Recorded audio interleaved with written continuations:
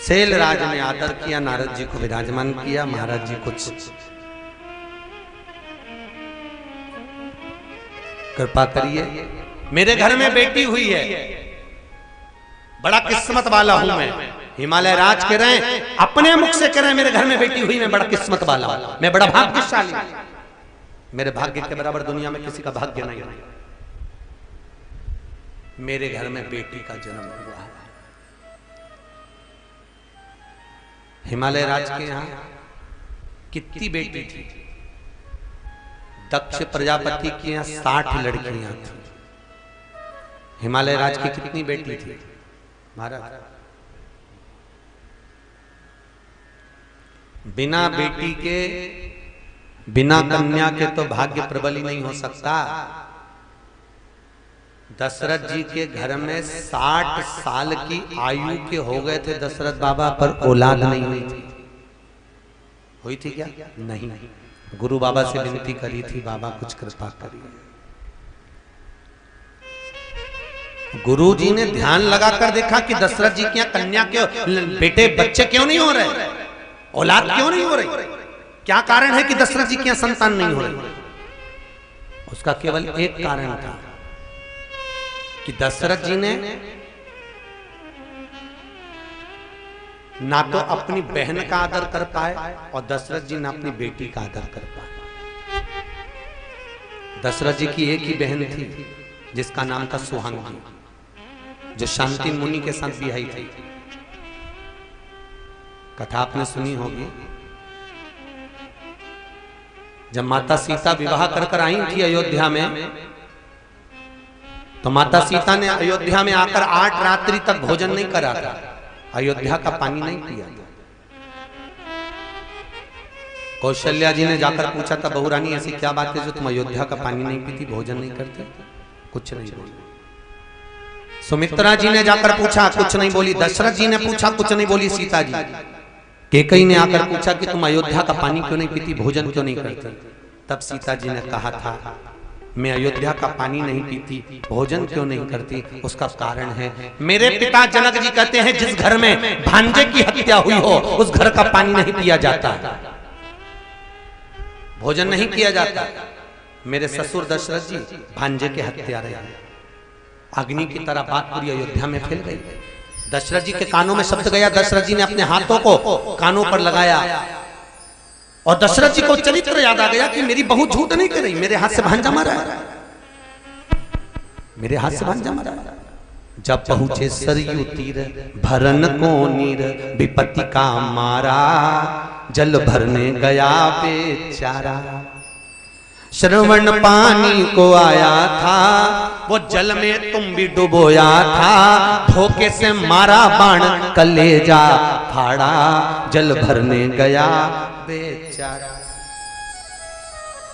तब श्रवण कुमार ने कहा था, मामा जी भेद बता देना, पितु मात को नीर पिला देना, मेरे पांव पड़ी जंजीर हुआ अंधियारा, जल भरने गया बेचारा। तब श्रवण कुमार ने कहा था, मामा जी भेद बता देना। तो दशरथ जी की बुद्धि में आया, श्रवण कुमार से पूछा, तुम मुझे मामा कैसे कह रहे हो, मैं तुम्हारा मामा कैसे? श्रवण कुमार कहते हैं, मामा मैं मेरी माँ से रोज पूछता था, माँ मेरे मामा कैसे लगते हैं? तो मेरी माँ ने कहा था, तेरे मामा के मस्तक पर सूर्यवंश का तिलक है, आज आपके माथे पर जो तिलक देखा इसलिए आपको मामा कह दिया। ये कंपनी का ट्रेडमार्क है, कौन सी ब्रांड के, इससे ब्रांड का पता चलता है। अंतिम समय में 2 ही चीजें काम आती है, एक गले में माला और एक मस्तक पर तिलक, क्योंकि प्राण छूटने का समय निश्चित नहीं है, कब मरोगे कोई ठिकाना, एक्सीडेंट हो गया, शुगर बढ़ गई, बीपी बढ़ गया, ब्लड प्रेशर बढ़ गया, कोई जीवन का ठिकाना, कब आदमी मर जाए।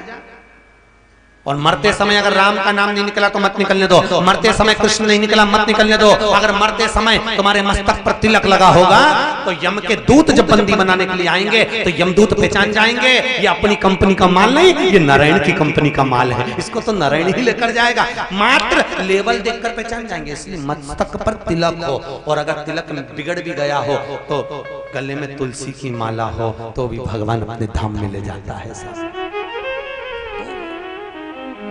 एक CFL का जो बल्ब होता है ना वो बेकार निकल जाता है तो कंपनी का माल कंपनी में चले जाता है, बदल के दूसरा दे देते हैं, कंपनी में जाएगा, दूसरी कंपनी में नहीं जाएगा। कंपनी बस वो लेवल लगा होना चाहिए, तिथि तारीख उसमें लेवल चिपका होना चाहिए कि हमारी दुकान का है।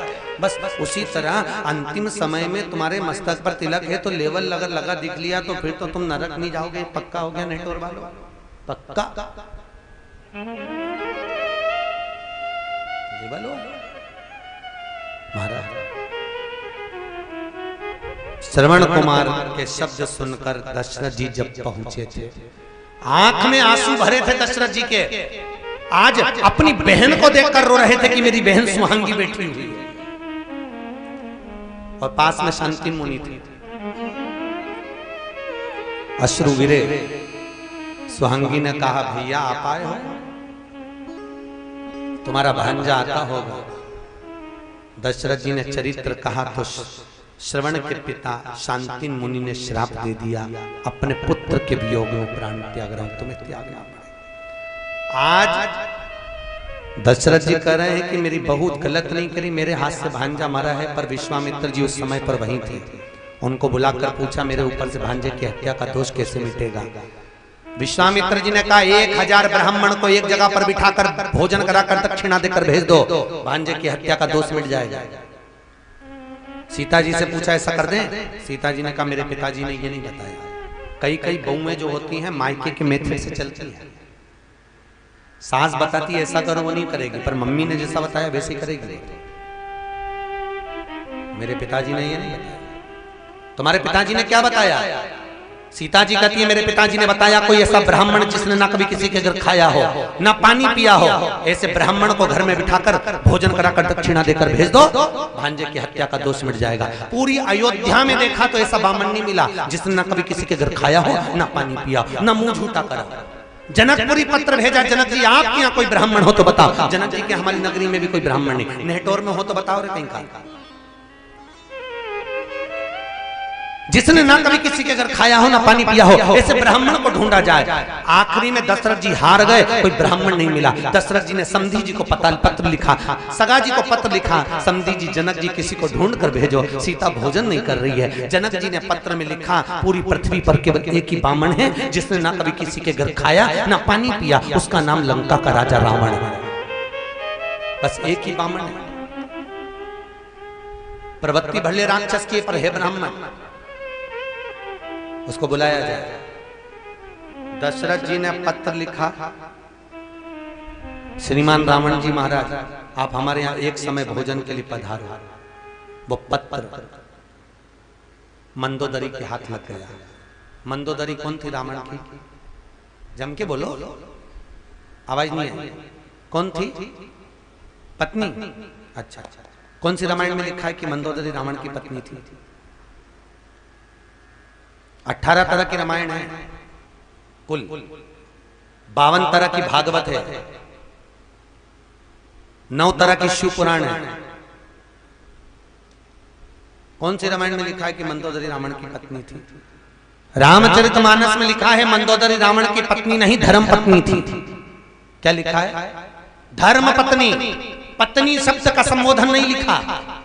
पत्नी और धर्म पत्नी में अंतर होता है। पत्नी वो होती है जो पति को पतन के रास्ते पर ले जाती है, पत्नी वो होती है जो पति को सिनेमा घर ले जाती है, पत्नी वो होती है जो पति को बिजनौर घुमाने ले जाती है, धर्म पत्नी वो होती है जो पति को राम कथा तक लेकर आती है, धर्म पत्नी होती है जो पति को धर्म के पथ पर लेकर जाती है। तो मंदोदरी पत्नी नहीं है, कौन है? धर्म पत्नी, धर्म के पथ पर ले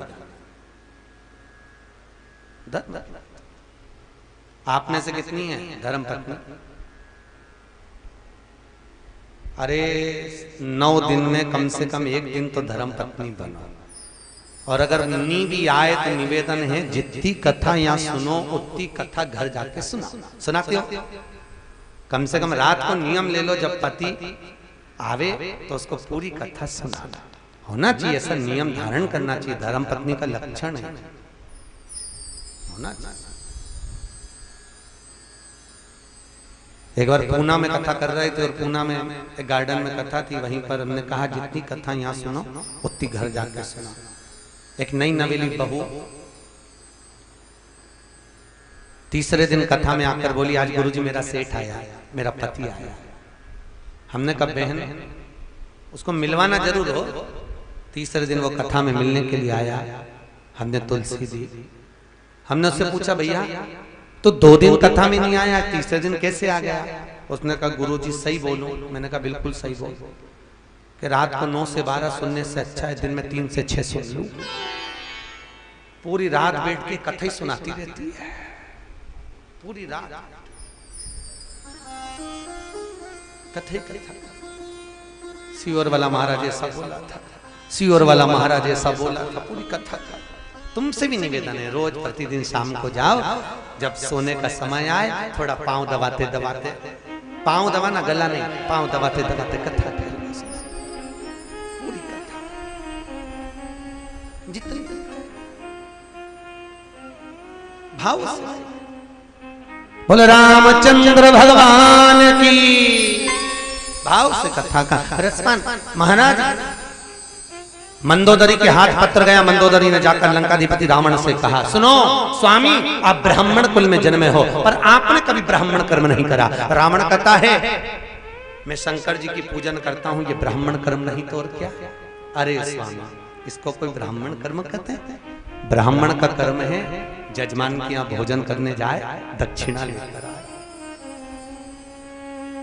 रावण बोला मेरे जैसे दशानंद को कौन भोजन कराएगा? किसको अपने खजाने खाली करना है? मंदोदरी कहती फालतू की बात छोड़ो, ऐसे कई लोग पड़े जो भोजन करा सकते हैं। तो कौन है ऐसा? मंदोदरी बोली पहले वचन दो कि तुम भोजन करने जाओगे। वचन देते कौन है? कि अयोध्या के राजा दशरथ ने तुमको भोजन करने बुलाया है। रावण ने अपने मुकुट को जमीन पर रख दिया, यज्ञोपवीत धारण कर त्रिपुंड पहनकर सुंदर आनंद में तिलक लगाकर रावण गया है दशरथ जी के यहाँ भोजन करने के लिए। जब भोजन करने गए दशरथ जी को सूचना मिली रावण ब्राह्मण आया है। दशरथ जी ने आकर उसके चरण को पखारा। राम जी ऊपर खड़े थे, देख रहे थे मेरे पिता रावण के चरण पखार रहे हैं। राम जी को लगा आज मेरे पिता चरण पखार रहे हैं तो एक ना एक दिन इस रावण के चरण में भी जरूर पखारूंगा। और याद करो आज दशरथ जी ने चरण पखारे और राम जी ने देखा कि मेरे पिता ने चरण पखारे हैं तो मैं भी पखारूंगा। और जिस समय रामेश्वर धाम की स्थापना हुई कोई विद्वान पंडित नहीं मिला। हनुमान जी से कहा कोई विद्वान पंडित लेकर आओ। विभीषण से पूछा गया एक ही विद्वान है लंकाधिपति लंकेश, उसको लाया जाए। रावण आया था प्राण प्रतिष्ठा कराने के लिए, तब राम जी ने रावण के चरण धोए थे। रावण ने आशीर्वाद दिया तब विजय भव। पिताजी ने कहा चल प्रणाम कर, के नहीं करना? अरे प्रणाम कर, नहीं करना। पिताजी ने 2 थप्पड़ दिया, गुरुजी को प्रणाम नहीं करता। बच्चा रोने लगा। इतने में माँ ने कहा बेटा अपने गुरुजी प्रणाम कर, नहीं करना। माँ ने भी 2 धड़के दिया, बच्चा रोने लगा। जैसी रोया गुरुजी ने पूछा काहे को मार रहे हो? कि प्रणाम नहीं कर रहा। तो कि नहीं कर रहा तो मत करने, तो कम से कम तुम दोनों तो करो रे, तुम दोनों तो करो। जैसे ही माता पिता ने प्रणाम करा बच्चे ने साष्टांग दंडवत कर दिया, क्योंकि हम झुकेंगे तो आने वाली पीढ़ी झुकने को तैयार है। गायत्री परिवार वाले कहते हैं हम सुधरेंगे युग सुधरेगा, हम बदलेंगे युग बदलेगा। धर्म की जय, अधर्म का नाश, प्राणियों में सद्भाव ना हो, विश्व का कल्याण। हम सुधरे तो, हम झुके तो। कितनी आशा लगाकर बैठते हैं मेरी बहू आएगी गरम रोटी खिलाएगी, गरम रोटी खिलाएगी। तूने अपनी सास को खिलाई तो वो भी तुझे खिलाएगी। बिल्कुल फिल्म चलती है एक जैसी, तूने जैसा करा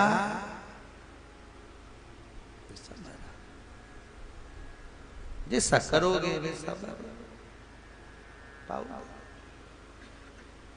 महाराज नारद से भगवान दशरथ जी ने रावण को भीतर प्रवेश दिया, भोजन बनवाया, भोजन करा। रावण से कहा दक्षिणा मांगो। क्या चाहिए दक्षिणा महाराज, क्या दूं मैं आपको? रावण कहता है जिसके कारण मैं भोजन करने आया दक्षिणा वो देगी, उसको बुलाओ। सीता जी को बुलाया गया। रावण ने सीता को देखा, सीता ने रावण को देखा। सीता जी ने पूछा, बोलो ब्राह्मण देवता दक्षिणा क्या दूं? सीता पहचान गई ये वही रावण है, धनुष यज्ञ के समय जनकपुरी में उपद्रव मचाया था। बोलो दक्षिणा क्या दूं? रावण कहता है सीता जो दक्षिणा में मांगूंगा दे दोगी? बिल्कुल दे दूंगी, मांगो क्या चाहिए? रावण कहता है सीता दक्षिणा में मुझे मेरी मुक्ति चाहिए। क्या मांगा? मुक्ति। अच्छा, मुझे मेरी मुक्ति दीजिए। सीता जी बड़ी चतुर थी, उन्होंने कहा देखो लंकेश, दक्षिणा में तुम जो मांग रहे हो मेरे पिता के यहाँ मांगते तो दे देती, क्योंकि बेटी जब तक कुंवारी रहती है बाप की सारी जायदाद उसकी होती है। शादी होने के बाद में पति से बिना पूछे कुछ नहीं दे सकती। सीता जी बड़ी चतुर थी, उनको मालूम था मुक्ति देने वाली मैं नहीं, मुक्ति देने वाला राम है, वो मुक्त तो कर देगा। सीता जी ने जाकर राम जी से कहा, स्वामी रावण को दक्षिणा में मुक्ति चाहिए, ब्राह्मण को दक्षिणा में मुक्ति चाहिए। राम जी कहते दे दे दक्षिणा में मुक्ति। सीता जी कहती है, स्वामी अगर रावण को दक्षिणा में मुक्ति देना है तो पहले लंका में भक्ति को भेजना पड़ेगा। जब तक लंका में भक्ति नहीं जाएगी तब तक रावण को मुक्ति नहीं मिल पाएगी। राम जी ने कहा, सीता दक्षिणा में मुक्ति दे दे, मैं लंका में भक्ति भेज दूंगा। सीता जी कहती हैं, स्वामी आपकी इस धर्म पत्नी का एक नाम भक्ति है, जब तक सीता लंका नहीं जाएगी तब तक रावण को मुक्ति नहीं मिल पाएगी। राम जी कहते हैं, अपने भगत के उद्धार के लिए मैं तुझे लंका भेज दूंगा।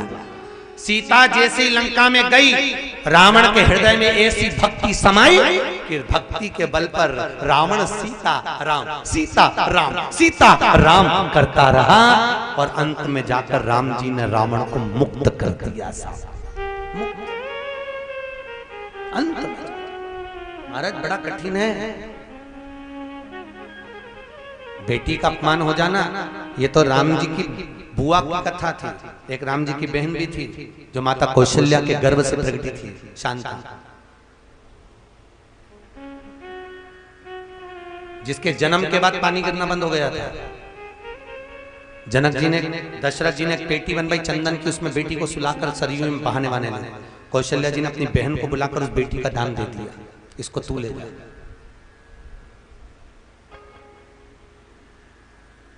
गुरुजी ये जानते थे कि बेटी का अपमान हुआ है, इसलिए घर में वंश नहीं बढ़ रहा।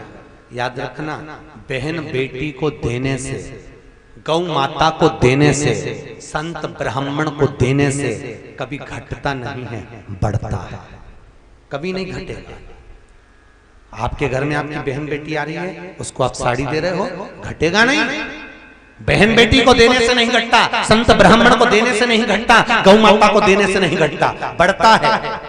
ये तीन काल का हरण कर लेते हैं। संत ब्राह्मण, तुम्हारे ऊपर कोई काल आने वाला है उसका हरण कर लेंगे। गौ माता तुम्हारे दरवाजे पर रोटी खा के गई, वापिस आकर खड़ी हो गई, तुमने डंडा दिखाया, गई, फिर आकर खड़ी हो गई, तुमने कहा मैंने अब भी रोटी दी थी, फिर आ गई है, तो उसका कारण है आज गाय तुम्हारे दरवाजे पर अगर 4-5 बार वापिस आ रही है रोटी खाने के लिए, समझ लेना कोई काल तुम्हारे दरवाजे पर आने वाला था, इसलिए गौ माता उसका हरण करने के लिए आई है। गाय काल का हरण कर लेती है, बहन बेटियां काल का हरण कर लेती हैं। पर क्या करें, दुनिया के लोगों को ये तीनों ही बेकार लगते हैं। जैसी बहन बेटी आती है, बहुओं की चौकीदारी बढ़ जाती है। चौकीदारी, नंदे आई बच्चों से कहती थी जा दादी के कमरे में जाके बैठ जा। मम्मी तू तो कहती थी पढ़ने बैठ गए, और आज कह रही दादी के कमरे में। जब तक बुआ यहाँ रहे तो दादी के कमरे में बैठकर देखते रहे दादी करके दे रही है, देखते। और बच्चा दादी के कमरे में जाकर बैठ गया, वहीं बैठा। इतने में दादी ने कहा चल पढ़ने बैठ। के नहीं बैठना, बुलाऊं तेरी मम्मी को? हाँ बुला लो। मम्मी ने कहा जब तक बुआ रहेगी तब तक तू यहीं रहेगा। बैठ बैठ बैठ।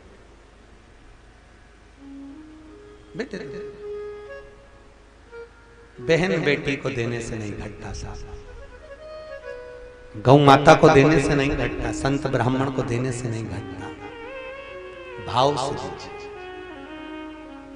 मन की प्रसन्नता से अगर बहन बेटी को देते हो, मन की प्रसन्नता से गौ माता को देते हो, मन की प्रसन्नता से संत ब्राह्मण को देते हो, तो वो 4 चौगुना बढ़ता है साहब, बढ़ता, घटेगा नहीं। दिल दुखा कर दोगे और नष्ट कर देगा, बर्बाद। आगे कथा आएगी, 14 तरह के लोग मरे के समान बताएं राम कथा में, आगे आए। मरे के तुल्य है। दीजिए महाराज। आज गुरु जी को याद था दशरथ जी के यहाँ संतान क्यों नहीं हो रही, बेटी का अपमान कर दिया, बेटी को निकाल दिया यहाँ से, संतान। तो बेटी वापिस जब आएगी तभी जाकर इनके यहाँ संतान होगी। इसलिए गुरु जी ने खुद यज्ञ नहीं करवाया। किसको बुलाया था? किसको बुलाया था? श्रृंगी ऋषि। श्रृंगी ऋषि कौन थे? जो बेटी भेजी थी बहन के घर में शांता, वो श्रृंगी के साथ ब्याही थी। तो बेटी और दामाद आएंगे, यज्ञ कराएंगे, तब वंश बढ़ेगा। आप लोगों में से अयोध्या कौन कौन गया? यदि अयोध्या कभी गए होगे तो अयोध्या से 40 किलोमीटर की दूरी पर श्रृंगी और शांता का मंदिर है। क्योंकि दशरथ जी ने मना कर दिया था गुरु जी से कि बेटी फिर आएगी फिर पानी बंद हो जाएगा गिरना, इसलिए इनको गांव के बाहर रखो, गांव के बाहर। तो बेटी और दामाद का मंदिर, दशरथ जी के बेटी दामाद का मंदिर शांता और श्रृंगी का मंदिर 40 किलोमीटर दूर अयोध्या से, गोरखपुर के रास्ते पर, लेफ्ट में पड़ेगा गोरखपुर जाते समय बाहर। और बाद में श्रृंगी बाबा ने यज्ञ करवाया, तब जाकर वंश बढ़ाया, तब जाकर पुत्र आया। तो हिमालय राज बड़े प्रसन्न, हिमालय राज बड़े आनंदित, बड़ी प्रसन्न चित्ता हिमालय राज की आज है महाराज, बड़ी प्रसन्न, बड़े आनंद में।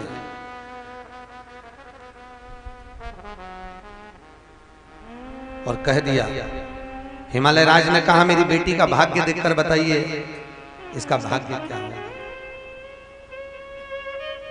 कहा इसका जो पति होगा वो नग्न वेशधारी, भस्मी रमाने वाला, जटाजूट पहनने वाला, मां की आंख में जल भर गए।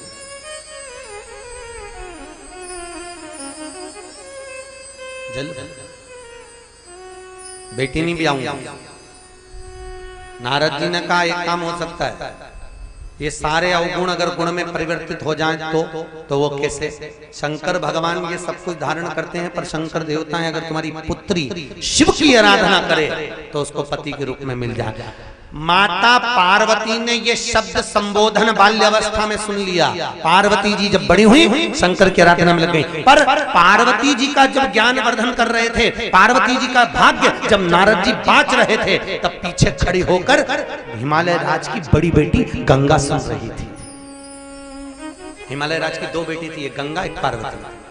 गंगा सुन रही है पीछे खड़े होकर। गंगा ने सुना कि अगर शंकर की आराधना करे तो शंकर पति के रूप में मिलेगा। गंगा भी शिव की आराधना में लग गई, पार्वती भी शिव की आराधना में लग गई। एक दिन पार्वती को चिंता लगी कि मेरी बड़ी बहन गंगा शंकर को मना रही है और मैं भी शंकर को मना रही हूँ। शिव अगर पति होंगे तो एक बहन के होंगे, पर यहाँ तो दोनों पूजन में लगी है, करें क्या? पार्वती जी ने गंगा से पीछा छुड़ाने के लिए एक उपाय सोचा। आज पार्वती जी ने अपनी सहेली से कहा, सुन मैंने सुना है अगर कोई संत निकल कर जाए ना, उसमें पानी का लोटा भर के डाल दो, संत प्रसन्न होकर आशीर्वाद दे देते। गंगा जी ने कान लगाकर सुन लिया। सुनते ही गंगा ने सोचा कि जल डालने से संत प्रसन्न होते, तो सामने से दुर्वासा निकल कर जा रहे थे। गंगा जी ने आज पानी का लोटा भरकर दुर्वासा पर फेंक दिया। जैसे ही फेंका, दुर्वासा ऋषि क्रोध में लाल हो गए और क्रोध में लाल होकर बोले, गंगा तो हिमालय राज की बड़ी बेटी होकर तूने मेरा अपमान करा है। मैं तुझे श्राप देता हूं गंगा कि तू स्त्री के शरीर को छोड़कर पानी के वेग में बहेगी। तू जल हो जा, तू जल के रूप में बहेगी। वो गंगा जल के रूप में बहने लगी, आंख में जल भर गए। गंगा को मेरी बहन ने मुझे श्राप दिलवा दिया। गंगा ने हाथ में पानी लेकर पार्वती को श्राप देने की सोची। इतने में शंकर जी ने आकर रोक दिया, रुक जा गंगा, तो इसको श्राप मत दे, ये मेरी अर्धांगिनी बनेगी, इसने मेरा अपमान करा है। शंकर भगवान कहते हैं, गंगा तो चिंता मत करना, भले मेरा विवाह पार्वती के साथ में होगा, पर गंगा मेरे बच्चों का पालन तू करेगा, मेरे बच्चों का पालन तुझे करना है। महाराज भगवान शंकर के 13 बच्चे थे। कितने थे? जम के बोलो। 13। उसमें से 11 बच्चे का पालन गंगा जी ने करा। भगवान शंकर की 5 लड़कियों का पालन भी गंगा जी करी, जया, विशरा, शामली बारी, दो तली, देव। केवल शंकर भगवान की एक ही लड़की अशोक सुंदरी वो काशी में प्रकट हुई थी, बाकी के शंकर भगवान की 5 कन्याएं, 5 बेटियां गंगा के जल से प्रकट हुई थी, जया, विशरा, शामली बारी, दो तली और देव, ये 5 लड़कियां। शंकर भगवान के 6 लड़के षडानंद, कार्तिकेय 6 रूप में प्रकट हुए थे गंगा के जल से। बाद में गंगा जी ने इनको 1 कर दिया था, मुंह फिर भी 6 रह गए, पर गिनती में 6 ही आता, ये गंगा के जल से।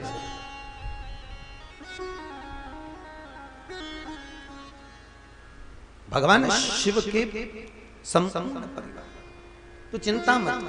गंगा पार्वती ने तुझे श्राप दिलाया है, मैं तुझे वर देता हूं, तेरा और मेरा नाम जगत में जोड़ा जाएगा। दुनिया के लोग गंगा की लगाएंगे तो मेरा नाम लेकर लगाएंगे, उसका पुण्य हजारों गुना प्राप्त होगा, हजारों गुना। इसलिए आज भी गंगा में लोग नहाते हैं तो क्या बोलते हैं, हर हर गंगे। शिव जी का नाम का उच्चारण किया, गंगे हर हर हर गंगे। सुंदर में गावा उमा चरित सुंदर में गावा, उमा चरित सुंदर में गावा। सुनहु शंभु कर चरित सुहावा, सुनहु शंभु कर चरित सुहावा। मंगल भवन या मंगल हारी, मंगल भवन मंगल हारी। श्री राम जय राम जय जय रामा, श्री राम जय राम जय जय रामा। ओ श्री राम जय राम जय जय रामा, श्री राम जय राम जय जय राम। महाराज भगवान शिव का ये पावन चरित्र कहते कहते बाबा वर्णन कर रहे हैं। महाराज बड़ा सुंदर व्याख्यान करते हुए कहा, ये पार्वती जो तप में लीन हुई, उधर शंकर भगवान समाधि में लीन थे। उनकी समाधि तोड़ने के लिए देवताओं ने व्यवस्था करी, विचार करा, शंकर भगवान का पुत्र होगा, तारकासुर को मारेगा, बस उसको प्रकट करने के लिए शिव की समाधि तोड़ना जरूरी है। शंकर समाधि में लीन थे, तप में लीन थे, साधना में लीन थे। बुलाया कामदेव को, और कामदेव को जब बुलाया, कामदेव ने तीक्ष्ण तीक्ष्ण बाण चलाए। हर प्रकार से समाधि तोड़ना चाहिए, हर प्रकार करा, तो उनकी समाधि को कामदेव ने तोड़ दिया। तो एक दिन नारद जी के मन में अहंकार आ गया। नारद जी ने जाकर शंकर भगवान से कहा, देखा जिसको आप नहीं जीत पाए उसको मैंने जीता। शंकर भगवान बोले, आप बड़े हो, पर ईमानदारी से अगर राम कथा सुनी हो, पढ़ी हो, देखी हो या कभी श्रवण करो तो एक बात याद रखना, शंकर भगवान होगे या सम्मान नहीं करोगे तो घर जाके तुम्हारी धर्म पत्नी लड़ेगी कि नहीं लड़ेगी? बोलो तो सही। अरे बोलो जम के, लड़ेगी ना। 4 पहली होती है आम के पत्ते की बंदरवाल, यहाँ बांधते कि नहीं बांधते दरवाजे पर, आम के पत्ते की बंदरवाल जो पूर्णिमा के दिन बांधी जाती है लक्ष्मी की वृद्धि के लिए।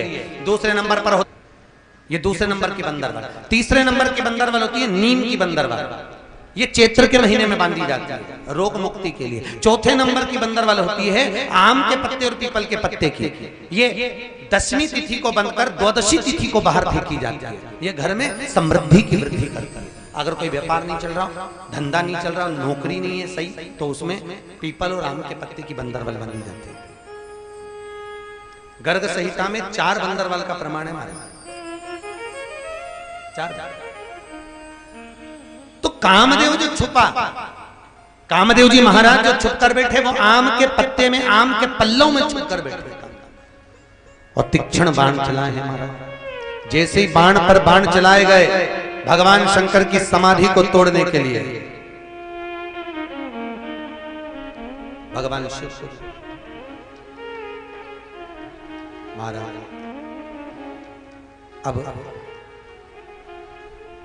शंकर भगवान के तीसरे नेत्र द्वारा कामदेव जलकर भस्म। कितने नेत्र द्वारा? 30। शंकर जी के कितने नेत्र हैं? बोलो जम के बोलो जरा। 3। आपके कितने? बोलो दो। दिख रहे हैं तो दो हैं। ब्रह्मलोक के देवता ब्रह्मा, वैकुंठ के देवता भगवान विष्णु, मृत्यु लोक का अगर कोई देव है तो महादेव। शंकर भगवान के अगर 3 नेत्र हैं तो आपके भी 3 नेत्र होना चाहिए।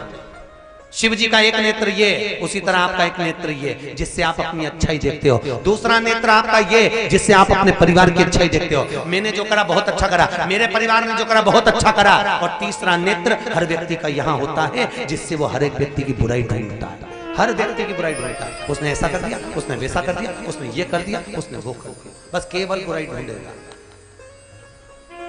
हमने आपको कथा में, पहले दिन की कथा में भी कहा था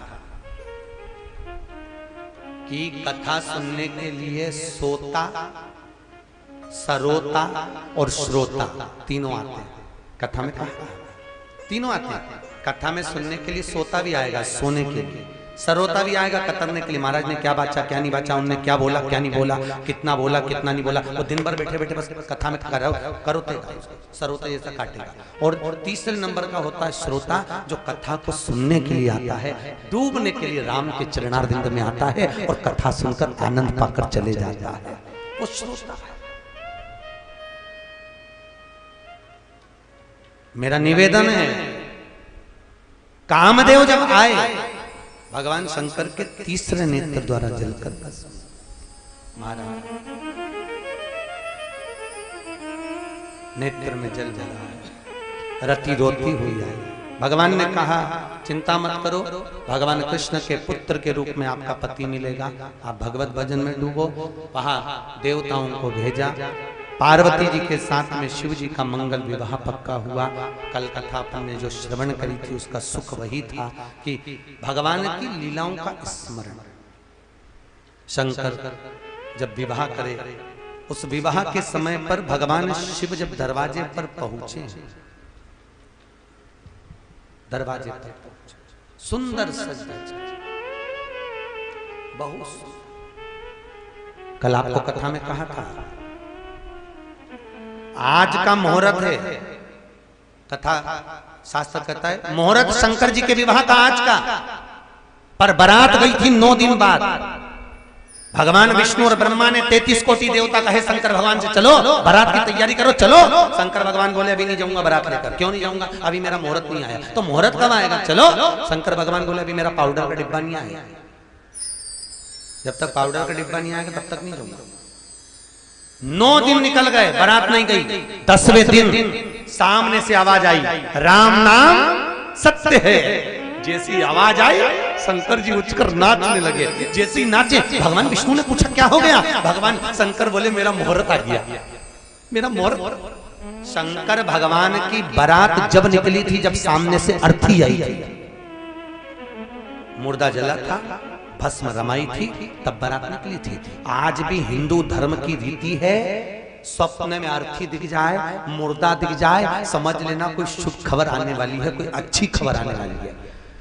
दुकान की ओपनिंग करने जा रहे हो, मकान का मुहूर्त करने जा रहे हो, बेटे बेटी का ब्याह करने जा रहे हो, सगाई करने जा रहे हो, लड़का लड़की देखने जा रहे हो, सामने से अर्थी निकल कर चली जाए, समझ लेना संबंध पक्का, समझ लेना काम सफल। आज भी नियम में अर्थी अगर दिख जाए तो कार्य सफल हो जाता है। इसका मतलब ये नहीं है कि तुम शमशान के पास घर बना लो, नहीं तो कई लोग इतने चतुर हैं कि महाराज जी बोले कि अर्थी दिखे तो काम सफल, तो मकान ही शमशान के पास बना लो, रोज मुर्दा दिखेगा। अच्छा काम करने जा रहे हो, अर्थी दिखी, समझ लो काम फतेह हो गया, सफल हो गया। अर्थी का प्रमाण है। शंकर भगवान की बारात जब निकली थी, जब सामने से अर्थी निकली थी, भगवान सज धज कर तैयार, रथ लाया गया, नहीं बैठे, काय पर बैठे? बूढ़े नंदी पर। नंदी का मुंह इधर, शंकर जी का मुंह उधर, नंदी इधर, शिव का मुंह उधर। पूछा आपकी शादी है, सीधे क्यों नहीं बैठ रहा है? शंकर भगवान बोल रहे हैं हमारा कोई बाप नहीं, हमारा कोई भाई नहीं, बारात कैसे देखेंगे? आगे से नंदी देखेगा, पीछे से हम देखेंगे। नंदी पे उल्टे बैठे थे। पहुंचे हिमालय राज की नगरी में।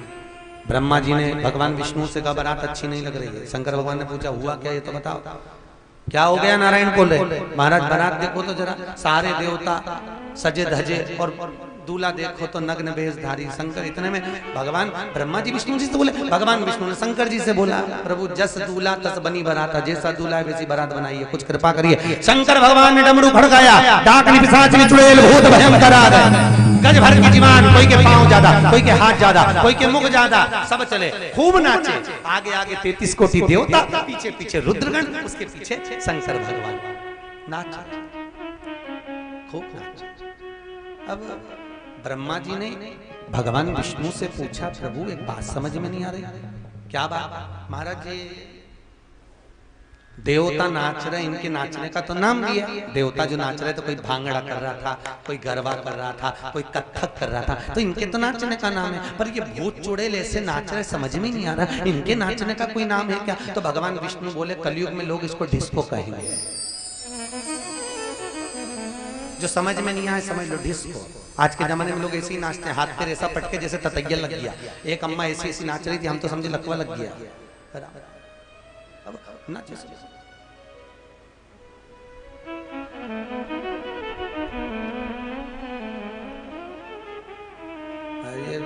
एक महाराज जी हमारे यहाँ नहीं आए, भगवती महाराज, उनके गांव में एक बारात आ गई और बारात में बाराती नाच रहे थे, तो उसमें एक बाराती नीचे सो के ऐसा ऐसा कर करके नाच रहा, जमीन पे सो गया, और एक सामने वाले के पास में ऐसी पुंगी जैसा रुमाल उसने लगा लिया और वो नीचे वाला ऐसा ऐसा कर करके नाचे। और बेचारी हमारे भगवती पंडित जी थे, उनकी मम्मी को लगा कि बेचारे को मिर्गी आ गई, वो अंदर से जूता ला के उसको सूंघा दिया।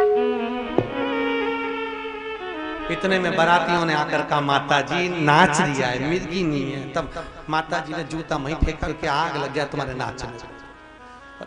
हम तो सोचे कि मिर्गी लग गई, समझ में नहीं आया। बारात दरवाजे पर पहुंची, सुंदर प्रवेश, अंदर प्रवेश किया है महाराज। राम जी की शादी में सबसे पहले भावर हुई थी, फिर भोजन। शंकर जी की शादी में सबसे पहले भोजन हुआ था। तुम्हारे नहटोर में क्या होता है? पहले भावर होती है कि भोजन होता है? अरे बोलो तो सही, पहले भोजन। तो जिसके यहाँ पहले भोजन हो और बाद में भावर हो तो समझ लेना शंकर जी की शादी। जिनके यहाँ पहले भावर और बाद में भोजन हो तो समझ लेना राम जी की शादी। ठीक है, शंकर जी की शादी में भोजन की तैयारी। यहाँ से वहां तक 33 कोटि देवता बैठ गए, यहाँ से वहां तक सारे डाकनी पिशाचनी चुड़ैल भूत भयंकर बैठ गए। पत्तल लगाने वाले आ गए, थाली लगाने वाले, इधर पत्तल लगाए, इधर आ गए। एक के 12 मुंह थे, उससे पूछा दादा कौन से मुंह से खाएगा, पत्तल किधर धर? बोल। उसने कहा 12 धर, उसके लिए 12 पत्तल धरी। और आगे गए, एक का मुंह आगे और पीछे भी। उससे पूछा तू कि नंग से खाएगा, पत्तल इधर रखूं कि उधर रखूं? उसने कहा 2 ही जगह धर, इधर रखी उधर रखी। और आगे गए, उसका मुंह ही नहीं था, गला ही गला। उससे पूछा दादा तू कैसे खाएगा? तो क्या बाल्टी में लाता जा, गला में कूदता जा। परसगारी करने वालों के पसीने छूट गए। दादा ऐसे तो ब्याह हो गया। सारे के सारे हिमालय राज के पास में जाकर बोले, महाराज भोजन कैसे कराएं? हिमालय राज ने कहा, नारद जी को पकड़ो, ब्याह उसी ने पक्का कराया। लड़का लड़की के बीच में एक होता नारद, उसकी बड़ी आपा, उसको पकड़ा जाए। नारद जी को पकड़ा। नारद जी बताओ भोजन कैसे कराएं? नारद जी बोले, चिंता मत करो, देवता बेट पे जिम रहे हैं, हाँ आराम से जिम रहे हैं, हाँ। इन भूत चुड़ैलों का क्या करें? कुछ मत करो, यहाँ से वहां तक टेबलों पर बर्तन भर के रख दो और एक एक भूत चुड़ैल के हाथ में एक एक प्लेट और एक एक चम्मच दे दो। जैसे गाय के खूंटा से छोड़े, ऐसे भूत चुड़ैल को इनको छोड़ दो और चरने दो। सारे भूत चुड़ैल हाथ में प्लेट चम्मच ले लेके इधर उधर घूम घूम के खा रहे, सब दूर घूम रहे। इतने में इंद्रदेव ने ब्रह्मा जी से पूछा, ब्रह्मदेव जो बैठ के खा रहे इसके तो खाने का नाम पंगत, पर ये भूत चुड़ैल खड़े खड़े खा रहे, इनके खाने का नाम? तो ब्रह्मा जी बोले, इसी को कलयुग में बफेट कहेंगे, इसी को कलयुग में बफेट कहेंगे। पहला बफेट का भोजन शंकर जी की शादी से चालू हुआ था, भूत चुड़ैल ने खाया था। अपने नेहतौर में होता है क्या? अरे बोलो तो जम के होता है। बस तुम देखना, पहले के समय में बफेट के भोजन में भी घर के लोग खड़े होकर भोजन देते थे। टेबल के पीछे कौन खड़े होते थे? अरे बोलो जम के, घर के लोग भोजन देते थे। आज के समय में वेटर खड़े होते हैं, नौकर खड़े होते हैं, और बड़े बड़े घर की सेठानियां, अच्छे अच्छे करोड़पति, हीरे की चूड़ी पहनी हुई, वो भी प्लेट लेके खड़ी, एक दे दे भैया, अच्छे अच्छे करोड़पति हीरे की चूड़ी पहने हुए, लखपति जिनके नौकर चाकर लगे, वो भी प्लेट लेके भीख मांगे, एक दे दे भैया दे दे। और वो दो बेटर से नौकर से दे दे। और सबसे ज्यादा आनंद आता है वो ऐसे पानी फोड़ के खाते हुए, ऐसी पानी पूरी। हैदराबाद में इसको कहते हैं गुपचुप। गुपचुप इसलिए बोलते होंगे जैसे मुंह में गुप आदमी चुप, इसलिए बोलते हैं। सबसे ज्यादा आनंद आए। और वो पानी पतासे वाला होता है ना, यहाँ लगता है स्टाल पानी पतासे का, उसकी स्टाल पर देखना वो दोना पकड़ा देता भिखारी जैसा कटोरा, ले उसके पास जाओ ना, कटोरा पकड़ा है भिखारी, ले भले तुम कितने भी करोड़पति पर तुम्हें भिखारी तो बना ही देगा वो, ले प्लेट पकड़ो कटोरा पकड़ो। और जब वो पानी पतासा दे, सर्दी भी हो रही और पानी पतासा खाने वाले बोले क्या स्वाद, क्या स्वाद, स्वाद आया कैसे, घर में नहीं आया इतना जोरदार स्वाद, क्योंकि घर में सब चीज नहीं डले, दिक्कत तमाम बड़ी। उसी कपड़े से वो प्लेट पोंछ ले, हाथ पोंछ ले और हाथ उसमें डुबक दे और पानी पतासा खाया।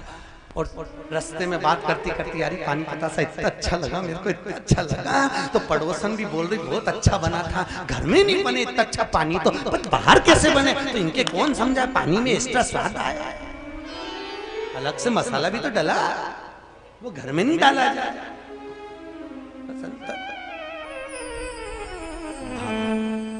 शिव जी का मंगल विलहानंद में हुआ महाराज जी। गणेश जी की पूजन हो रही है। गणेश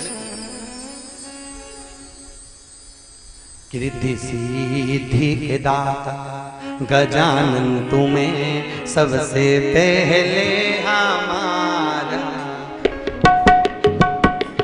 रिद्धि सिद्धि के दाता गजानन तुम्हें सबसे पहले हमारा नमस्कार। दोनों हाथ ताली से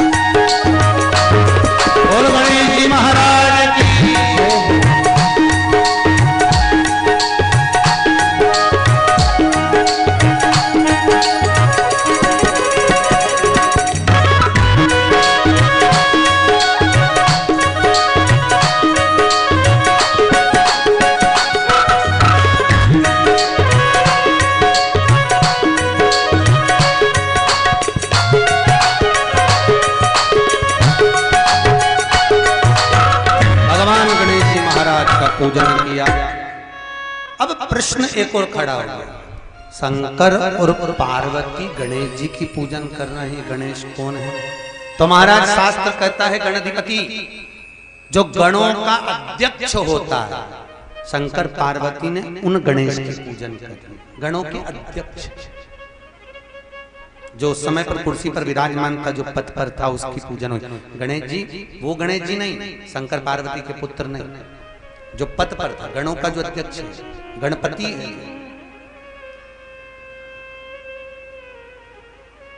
भगवान, कितनी मर्यादा है शंकर जी की। शिव देवों के भी देव महादेव हैं, पर गणों के अध्यक्ष की पूजन करना।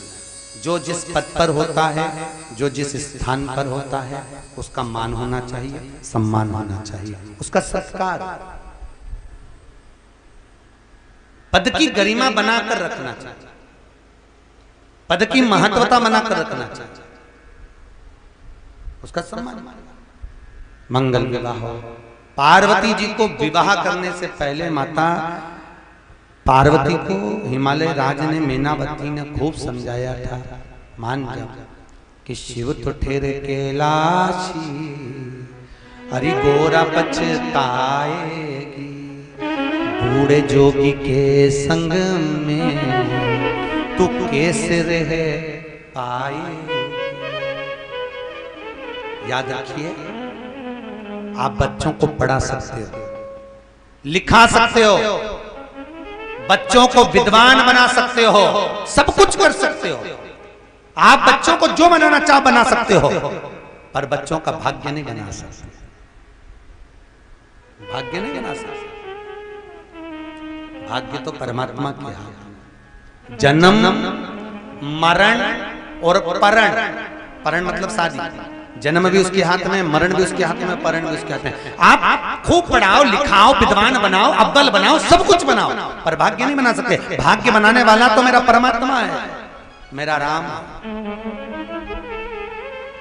आप बहुत अच्छा घर देखकर बेटी की शादी कर दो, खूब करोड़पति देखकर शादी कर दो, खूब धन देखकर बेटी का विवाह कर दो, और मालूम पड़े भाग्य में जो लिखा हो तो भोगना तो पड़े।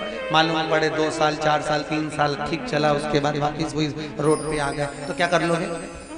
और मालूम पड़े किसी गरीबड़े के साथ में बेटी को ब्याह दिया, और अगर बेटी का भाग्य प्रबल था तो वो भी करोड़पति बन जाता है, वो भी।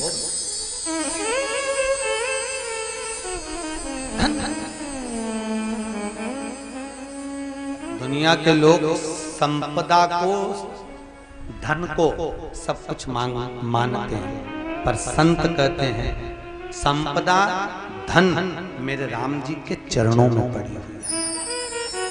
लक्ष्मी कहाँ है? नारायण के चरणों में। लक्ष्मी नारायण के चरणों में, उसकी प्रखर कर मारा। पार्वती मैया को समझाया, बहुत पहले के समय में लड़की जब विदा होती थी, उसको विदाई के समय पर गांव की माताएं, सुहागन माताएं ज्ञान देती थी, बहुत ज्ञान देती कि बेटी ससुराल में रहियो तो चांद बन के। बेटी को ज्ञान देते थे, ससुराल में चांद बन कर रहना। ओ बेटी ससुराल में रहियो तो चांद बन के, हीरा और पन्ना की दुकान बन के। कौन सी दुकान? हीरा और पन्ना की दुकान बन के, बेटी ससुराल में रहियो तो चांद बन। बेटी से कहा, बेटी ससुराल में चांद बन कर रहना, हीरे पन्ने की दुकान बन कर रहना। स्त्रियों ने ये नहीं कहा कि पान की दुकान बन कर रहना। क्यों? पान की दुकान चारों तरफ से खुली होती है, और हीरे पन्ने की दुकान चारों तरफ से ढकी हुई है। हीरे पन्ने की दुकान।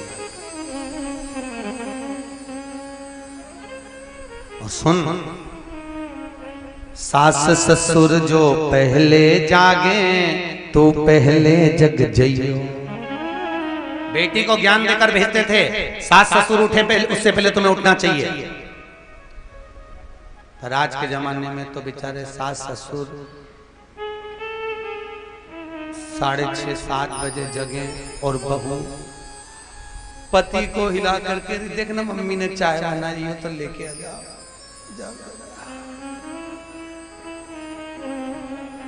उठो।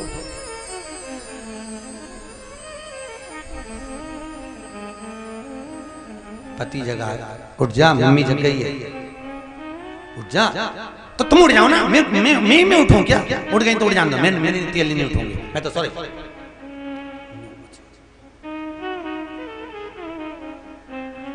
सास ससुर जो पहले जागे, तू पहले जग जइयो। पर बहू पहले कब जागती है? जब बच्चों को स्कूल भेजना हो उस समय पर, और उसके भी टाइम तक कब उठेगी? जब बच्चों को स्कूल भेजना उसके आधे घंटे पहले, और फिर जब जाग के बच्चों को स्कूल भेजना जब चालू होती है, सास ससुर सो रहे हैं, ये उठ के चालू, जल्दी उठ, जल्दी उठ, बच्चे बस का टाइम हो गया, स्कूल का टाइम हो गया, जल्दी कर, तैयार हो, ये कर, वो कर। इतनी तेज चिल्लाए कि बेचारी सास उठकर आके खड़ी हो जाए, बेटा तो छोरे को तैयार कर ले, मैं टिफिन बना दूंगी। क्योंकि चाय ये रही थी कि डोकरी उठ जाए, इसीलिए तो चिल्ला रही थी, इसलिए तो अल्ला रही थी। जो चिल्लाई आओ, चिल्ला के दौड़ी है, और बच्चे को तैयार करके जब बच्चा बाहर निकलता है स्कूल जाने के लिए, तो मम्मी पापा को प्रणाम नहीं करता, घर के दरवाजे को प्रणाम करके कहता है, भगवान अच्छा 6-7 घंटे की छुट्टी। अच्छा महाराज, और सास अगर इतना सा कह दे, बेटा अगर बच्चों को स्कूल भेजना था तो थोड़ा 1 घंटे पहले जग जाती, तो बहू का मुंह भगोने जैसा हो जाए, तबेले जैसा। फिर दिन भर मुंह फूला रहे। पति पूछे, काय को फूलन भाई बन के बैठी है, बोल तो सही,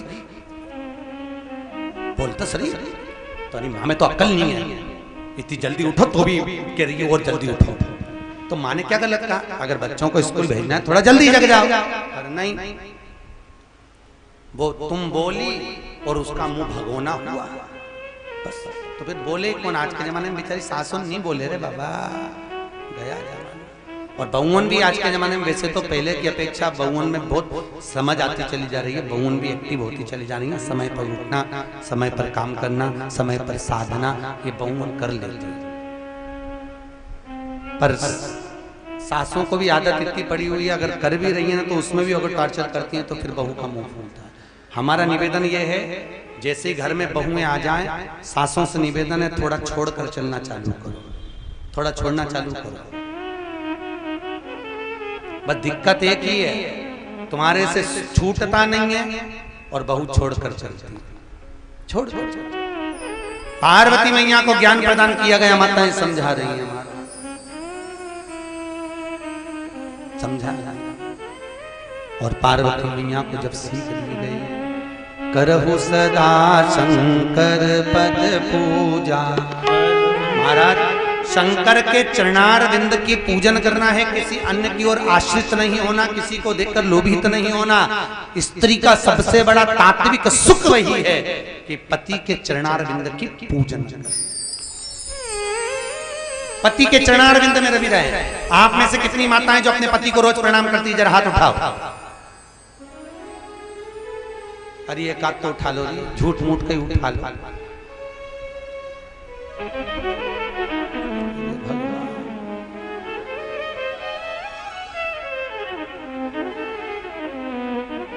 अच्छा, जाने तो आप में से कितनी माताएं जिनके पति आपको प्रणाम कर ले तो वो उठा लो। तुम नहीं करती तो कभी कभी वो प्रणाम कर लेता, चुप हो जा, तेरे पांव पड़ूं, चुप हो जा। कभी कभी वो हाथ जोड़ लेता तुम्हारे, चुप हो जा, चुप चुप। अच्छा, एक आध दिन तो प्रणाम करती हो ना, वो कौन सा दिन आता है? चलनी में मुंह देखती हो, कौन सा है वो? करवा चौथ। उस दिन कुछ खाते पीते नहीं है शायद, है ना? काहे के लिए करते हैं वो व्रत? काहे के लिए किया जाता है? पति की लंबी उम्र के लिए। उस दिन आप लोग कुछ खाते नहीं है, बस पति के प्राण खाते और कुछ नहीं खाते कुछ। एक ही बात कहती है, मैं कुछ खाऊंगी नहीं। 3 दिन पहले से प्राण खा रही, साड़ी दिलाओ, अंगूठी दिलाओ, ये दिलाओ। पहले ही तो इतना खा गई, एक दिन नहीं खाए तो कौन फर्क पड़ जाए? अंतर का है? अच्छा, ईमानदारी से बोलना, तुमने व्रत करा पति की लंबी उम्र के लिए। क्या कहती हो, मेरा आज उपास में कुछ खाऊंगी नहीं, पति की लंबी उम्र के लिए व्रत करा। सत्य बोलना, पति की उम्र तुम्हारे भूखे रहने से बढ़ जाएगी क्या? पति की उम्र कभी भी तुम्हारे भूखे रहने से नहीं बढ़ती। पति की अगर सही उम्र बढ़ती है तो तुम्हारे मीठे बोलने से बढ़ती है। तुम मीठा बोलो, उसकी उम्र बढ़ती चली जाएगी। पर जब जब तुम धाड़ के बोलती हो, बेचारे का 1 साल कम हो जाता है। 1 साल मीठा प्रेम की वाणी बोले, भले भूखे मत रहो, तुम तो खूब खाओ पर प्राण ना खाओ। भजन चित्तवृत्ति भगवत भजन की आनंद सुख। पार्वती मैया से कहा गया, करहु सदा शंकर पद पूजा, करहु सदा शंकर पद पूजा। नारी धर्म पति देव न दूजा, नारी धर्म पति देव न दूजा। करहु सदा शंकर पद पूजा, करहु सदा शंकर पद पूजा। नारी धर्म पति देव न दूजा, नारी धर्म पति देव न दूजा। मंगल भवन अमंगल हारी, मंगल भवन अमंगल हारी। दशरथ अनिल बिहारी, मंगल भवन अमंगल हारी, मंगल भवन अमंगल हारी। ओ श्री राम जय राम जय जय राम, श्री राम जय राम जय जय राम। ओ श्री राम जय राम जय जय राम, श्री राम जय राम जय राम। दूसरा कोई धर्म नहीं है, दूसरा कोई फल ही नहीं है। अगर करना है तो पति चरणारविंद का स्मरण करो। नियम बनाओ माताओं, कुछ नहीं घटेगा। नियम बनाओ। पूर्णिमा आए आप रोज मत पढ़ो, पूर्णिमा आए, अमावस्या आए, एकादशी आए, द्वादशी आए, कोई तीज हो, कोई त्योहार हो, प्रणाम करो, प्रणाम। ये मंगल के खान हो जाए, सुख का देने वाला, आनंद का देने वाला। पार्वती मैया विदा होकर चली। महाराज जैसे पहुंची हैं, पूरे कैलाश पर आनंद समाहित हो गया। महाराज पूरे कैलाश जहां कहां मंगल साज है, सुख समाहित हुआ है।